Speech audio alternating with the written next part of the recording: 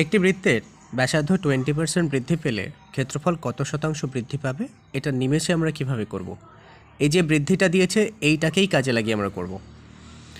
এইখানে আমাদের করতে হবে হচ্ছে যেটা দিয়েছে তার ডাবল অর্থাৎ দ্বিগুণ প্লাস বৃদ্ধি পেয়েছে তাই ওইটাকেই ওপরে দুবার গুণ করব অর্থাৎ স্কোয়ার করব আর নিচে 100 দিয়ে ওকে ভাগ করব। তাহলে 20 দুগুণে 40 আর এদিকে প্লাস 0 0 কেটে যাচ্ছে 2 দুগুণে 4 মানে 44% বৃদ্ধি পেয়েছে। হয়ে গেল অঙ্কটা।